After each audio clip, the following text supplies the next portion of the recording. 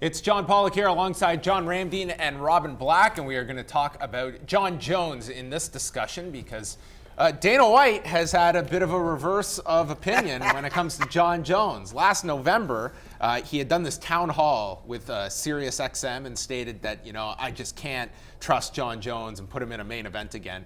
But then this past week, he was on the UFC Unfiltered podcast and stated, yeah, Jones might get the next title shot against the winner of Daniel Cormier and Anthony Johnson. So one of those could happen. He either will or will not get a title shot. We can definitely put those out on the table. Yeah. But Jon Jones, his suspension is up in July. I believe it's just days, if not a day, before the UFC's International Fight Week card. So it could line up that Jon Jones could fight on that card in July, which would make a lot of sense. Do you feel that he should get the immediate title fight after the baggage he has accrued over the last 2 years? No, I know we've all done terrible things in our lives, and you have to repent for these things. But the things that Jon Jones has done in the public and constantly has done throughout his mixed martial arts career, you have to question: is this guy? Can he get his shit together? Can he get his act straight and figure out how to act like a normal human being, a professional athlete?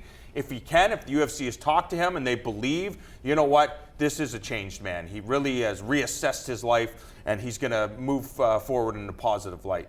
Maybe the UFC does need to give him a chance, especially considering the fact they don't know when Conor's coming back. They don't know when Ronda's coming back. Donald Cerrone just got beaten up. So, again, if you lost a star, I'm not sure. But you need the biggest names possible on your roster to be active. And Jon Jones, especially the story with Daniel Cormier, and people need to see the fight with Anthony Rumble Johnson. You have to get him from in there. From a merit standpoint, yeah, exactly. There's no other option of who should fight the winner of that light heavyweight title fight. But that brings about, there's a logical explanation if they were to decide not to give Jones this title fight immediately. It depends whose logic. Alternate logic could be used here. Yeah. Alternate facts. Alternative facts, is that what it was? Sure. And what do you mean? Think about it, right? These days, controversy sells. Whether we're talking about an artist or an athlete or a politician, controversy sells. We're in a place where you can't hear anything. There's too much noise. There's too little bandwidth to be able to get people to pay attention to your thing. So from a business standpoint, the controversy is great. Yeah. And business is how things are run. So I don't think...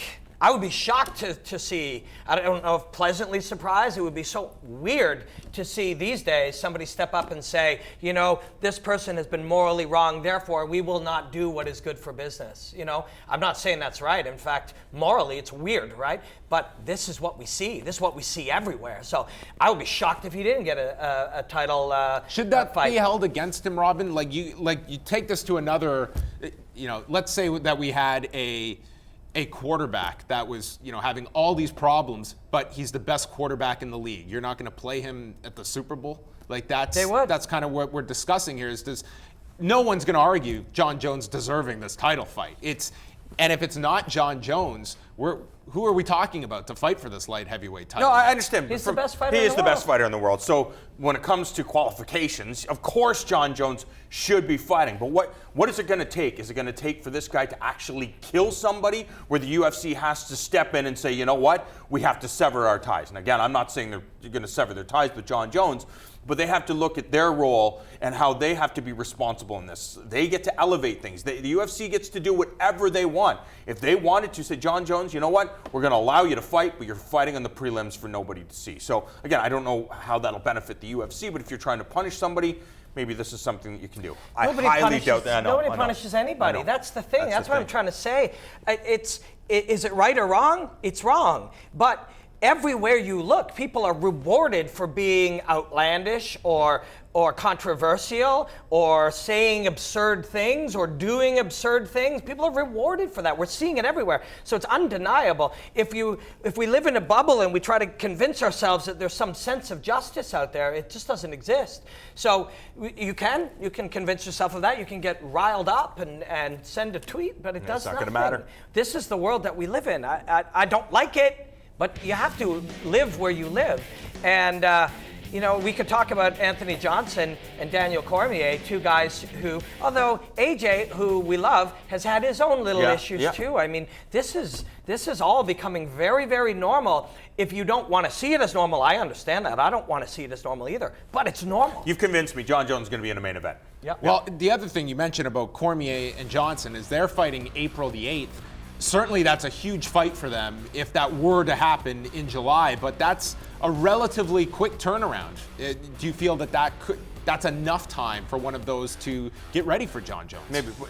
They took Jon Jones' title away? He's no longer the interim title. You're the interim light heavyweight champ, Ramdean. Did you know that? Congratulations. So would he fight for an interim title? Jon Jones? If Daniel Cormier and Anthony Johnson, they you could scrap do it up. the Jones-Gustafsson rematch for the interim title. I'm not kidding. I would not be surprised to see it's Anthony Johnson and Daniel Cormier. The idea that somebody's coming out of that fight unscathed to be able to fight a few months later, I mean, you have to look at the reality of the game. That's a very, very difficult fight. There's no guarantees that the winner of that fight will be healthy enough to fight Jon Jones. So, and again, if you're trying to create interest, was already the interim champion. We'll just make the fight with Gustafsson and Jones the rematch everybody wants to see for the interim championship. Yeah. Okay, I guess. Right? Yeah. I mean, again, Khabib's fighting.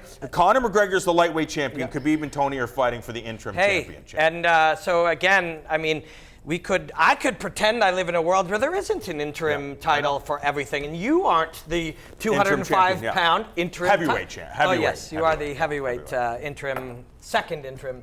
But we do live in that world. So, you know, if we freak out about it or we say it shouldn't be so, nobody's listening to us. Have you noticed that? Have you noticed that? When I was leaving LAX the other day, there were 4,000 people protesting. Although I think they did listen to those people. So maybe we should make some noise. All right, that's going to wrap it up for us as Jon Jones. He's going to fight again. It's just a question of against who and for what version of the interim title.